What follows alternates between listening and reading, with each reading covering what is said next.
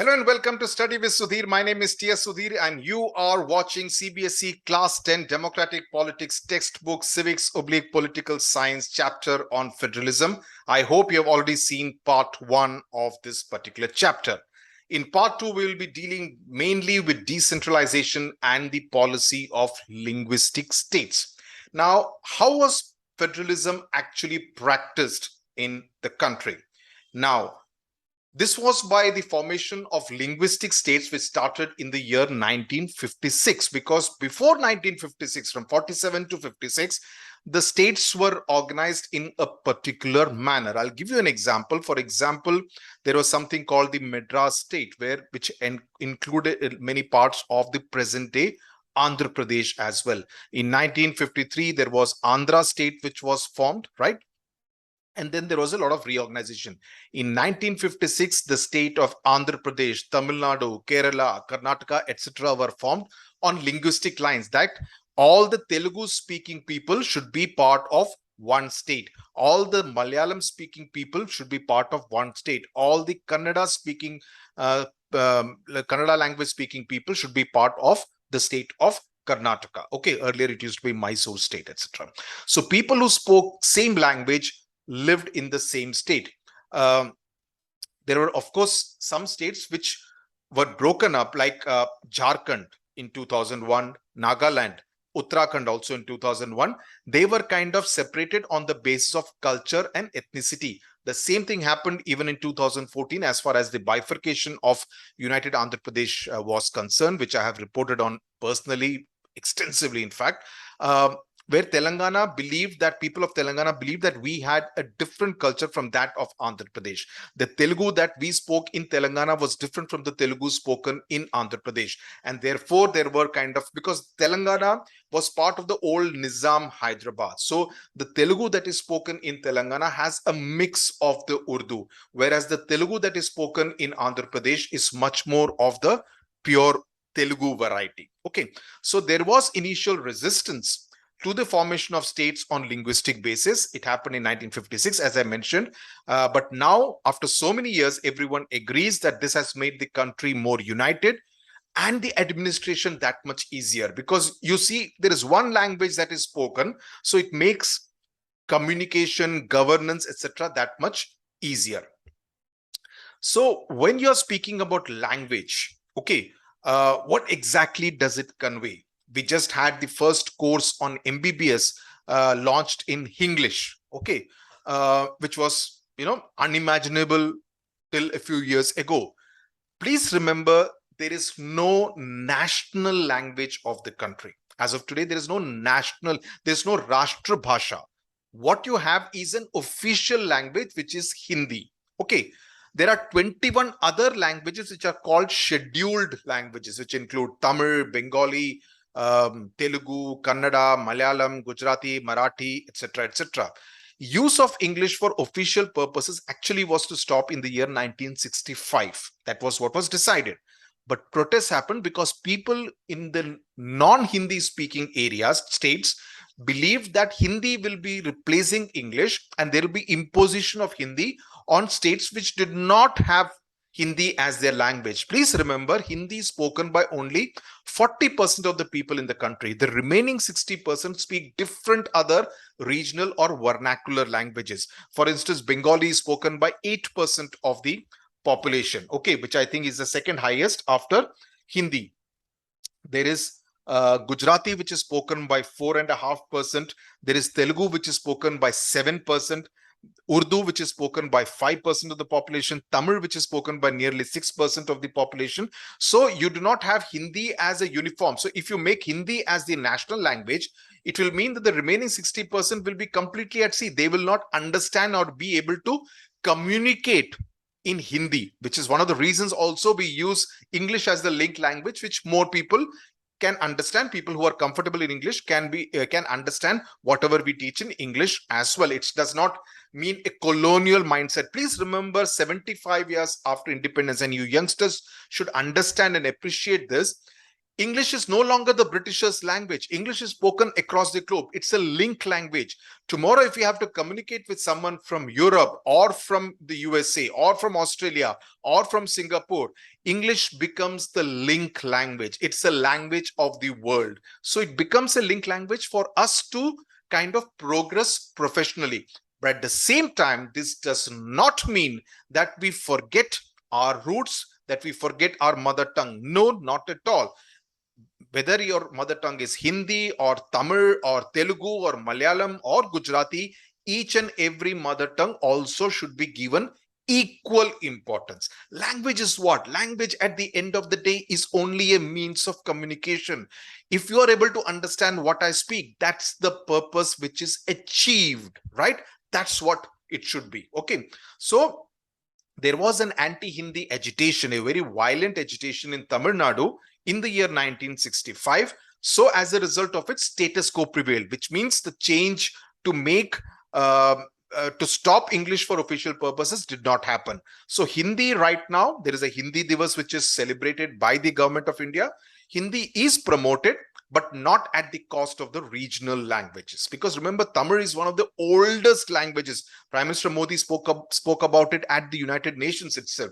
So you cannot say that, it will be only Hindi and nothing else, right? What are the challenges to federalism? Now that we have understood what is this whole concept of federalism about, let's understand what are the challenges that federalism faces. If party A, let's take example, if party A ruled at the center and party B in a state, A tries to undermine, that is reduce the powers of B, that will come under misuse of the constitutional powers, right? So that's what happens. Like center has one party in power, a particular state has another party in power, there will be clashes, and that is not good to the spirit of federalism. The two should actually work together, right? Cases where president's rule is imposed by saying that, law and order has broken down in this state, the constitutional machinery has broken down in the state, we will impose president's rule, which is central rule. That way also, that's also a challenge to the federalism and federal structure. So this is anti-federalism. Then there was this whole concept in the 90s of the rise of the regional parties. Okay. No single party could command full majority in the Lok Sabha. Okay. So 2-3 parties came together and formed coalition. We saw this in the second half of the 90s, much more when H.D. Deve Gowda, I.K. Gujral, later on Atal Bihari Vajpayee, then Manmohan Singh in 2004. These are all coalition governments, right? So it led to the culture of power sharing, and that led to respect for autonomy of states. So while earlier we read about the challenge to federalism, but when state parties, regional parties are also sharing power at the center, a Telugu Desam had a minister at the center, right? A Janata Dal party had a minister at the center, a Shiv Sena had a minister at the center. So what happens is that you are in power in the state, you're also sharing power at the center. So there is greater binding, and therefore it leads to respect for autonomy of states, that states also have their powers. So center and state ke beech mein there is a healthy relationship. Then there was something called the Bommai case verdict, which is something which has been widely reported on. In 90, S.R. Bommai was the chief minister of Karnataka. In fact, the father of the present chief minister of Karnataka, Basavaraj Bommai. In 1994, the Supreme Court said that the center could not dismiss a state government without approval of parliament. This was called the Bommai case judgment because his government in Karnataka was dismissed in 1989 by the then central government, and president's rule imposed. So in 1994, the Supreme Court said that if you want to impose president's rule, if you want to dismiss a particular state government, you cannot do it without the approval of parliament. Parliament's approval is necessary for you to undertake this dismissal of a state government. The Supreme Court also said, therefore, that the power of the president, because the president is signing, right, to dismiss a state government, therefore, is not absolute, which means it's not 100%. Parliament's say is also required. So therefore, what it did was to make the federal power sharing more effective. This is very important. Please make a note of it. I hope you have understood it. Any doubts, please ask. Okay. Then let's come to the concept of decentralization in India. Now, you see, Indian states are actually quite big. If you notice, they are quite big. Uttar Pradesh is bigger than many countries in Europe. Madhya Pradesh is much bigger than many countries in Europe. So regional diversity within states. So there is also the need for power sharing within the states. Why I'm saying this, for instance, like in my home state of Kerala, the Malayalam that is spoken changes almost district by district. The Malayalam that is spoken in my home district of Palakkad changes when you move over to the neighboring district of Thrissur, which is my mother's home district. And then by the time you go to Thiruvananthapuram in the south of Kerala, the Malayalam that is spoken changes even more. The Malayalam that is spoken in north part of Kerala is very different. So you see the language, it's all Malayalam, but the dialect, the way it is spoken is all very different. So what is it reflective of? It's reflective of regional diversity. There is diversity in the way even a common language is spoken. Not that I cannot understand the language spoken in Thiruvananthapuram or in Kasargod, but there is a way, the intonation, everything changes, right? So what is required is that there is power sharing should be done. I've just given an example of language since we were speaking about language. Power sharing within states is also required. It's not like, one capital in Thiruvananthapuram decides about everything that happens from the northernmost part of Wayanad till Thiruvananthapuram. No. So this leads us to the third tier of government, the local government. And this is what is called the concept of decentralization. Center को D करके कम करने के लिए it is called decentralization. When power is taken away from central and state governments and given to the local government bodies. And because it is believed that it is best to solve problems at the local level in a village or in a city, and it makes people participate in problem solving. Because if I am a local in my area, I will definitely know what are the problems in my area. Isn't that so? So that leads to democratic participation. People participate in democracy at the grassroots level. The MP does not have to come to repair my drainage in my area, right?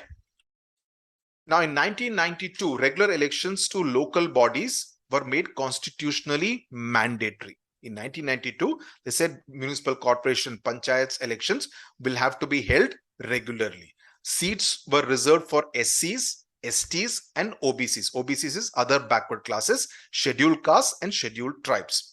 1/3 of the seats in every panchayat municipal corporation were reserved for women. The state election commission, there is a central election commission. There is also a state election commission formed in every state, which is headed by an IAS officer, was created to conduct the elections. Okay, an IAS officer is the secretary of the state election commission. Then he's called the chief electoral officer. The secretary of the state election commission. I beg your pardon. Chief electoral officer is of the central election commission. The rural local government is called the panchayati raj in a village. The president is called the sarpanch of that panchayat.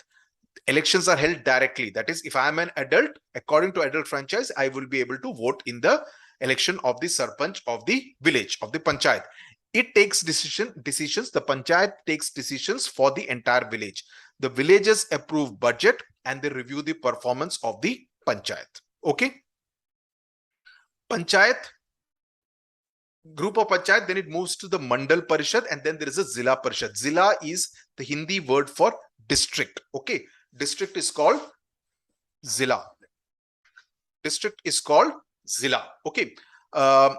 The Zilla Parishad chairperson is the political head of the Zilla Parishad, of the entire district, not the administrative head. That will be the district collector, the IAS officer. This fellow will be the political head of the Zilla Parishad.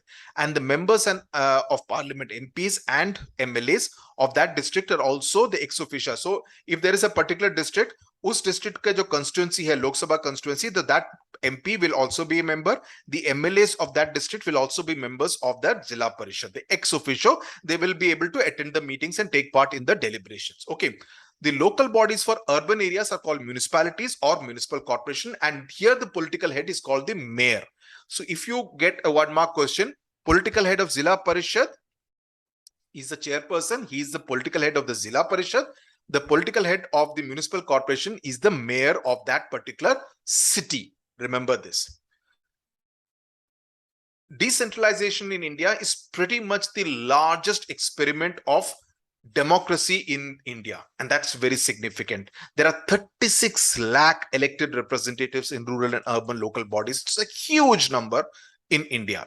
There was an experiment done in Brazil where Porto Alegre city, where you find participative democracy, where 13 lakh people of the city make budget for the city and they participate in decision making. So you realize that local governments are pretty much the way to go, even globally. Many governments across the country, across the globe, doing something similar. And a similar experiment was done in Kerala also, which is called the People's Plan campaign, okay, which essentially means that you do democracy at the grassroots, help people at the local level take all the decisions about issues that concern them directly.